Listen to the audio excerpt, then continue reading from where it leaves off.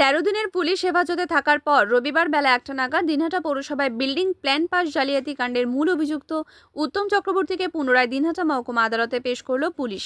এদিন মূল অভিযুক্ত উত্তম চক্রবর্তী ছাড়াও জাল রসিদ কাণ্ডে ধৃত আরও দুজনকে পুলিশ আদালতে পেশ করে। সূত্র মারফত জানা যাচ্ছে, এদিন আদালত পেশ করার পর সরকারি আইনজীবী অপূর্ব সিনহা ধৃতদের পুনরায় পুলিশ হেফাজত চাইলে বিচারপতি সেটা খারিজ করে দেয়। একই সাথে জাল রসিদ কাণ্ডের ধৃতদের সই ফরেনসিক টেস্টের জন্য পাঠানোর ব্যাপারেও বিচারপতি এদিন স্পেশাল আদালতের নির্দেশ দেন। এছাড়াও অভিযুক্তদের আরও 3 দিন জেল হেফাজতের নির্দেশ দেন বিচারপতি। তিনজনকে যে হেফাজতের নির্দেশ দিল, কি বলবেন? আজকে ওরা তিনজনে কোর্টে উঠেছিল। আমাদের মাননীয়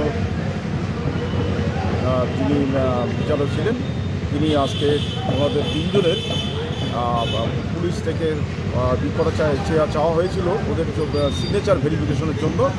সেটা 15/1 কিংবা 15/1/2025 ওদের সিগনেচার ভেরিফিকেশনের জন্য ডেট রাখা হয়েছে এবং প্রোডাকশনের ডেট রাখা হয়েছে। সেদিনকে ওরা আসবে এবং সিগনেচার ভেরিফিকেশনটা কোর্ট দেখে নেবে। এটা হচ্ছে তার পরবর্তী স্টেজ। পরবর্তী কোন কোর্টে তোলা হয়েছিল? আজকে এটা SCM 1 JM 1 করলেন। আজকে বন্ধের দিন পুলিশ ফাইলটা, আর পরের দিন হচ্ছে ভেরিফিকেশনটা হবে সম্ভবত JM 2 কোর্টে। তিনজনের তাদের নাম অর্ক প্রভুদার জ্যোতি ঘোষ আর হরি বর্মন আর হচ্ছে উত্তম চক্রবর্তী। কোন কেসে মূলত এটা আমাদের দিনহাটা পৌরসভার যেটা যে ফ্রড যেটা হয়েছিল, যে টাকা পয়সা নিয়ে এবং বিল্ডিংয়ের বিভিন্ন নথি প্ল্যান পাস নিয়ে জালিয়াতি অভিযোগ এসেছে, সেটার সেই মামলায়। কতগুলো অভিযোগ করেছে জেনেছেন?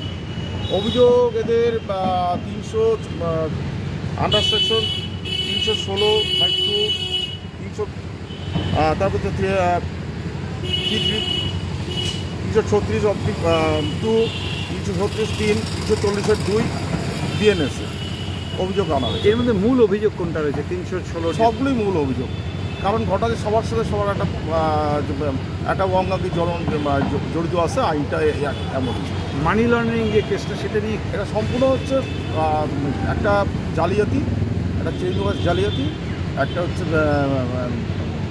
বিভিন্ন নকল করে বিভিন্ন কাজ করা। এই আপনি নাম পরিচয়? আমার নাম অপূর্ব সিনহা। আজকে আমি APP ইনচার্জ।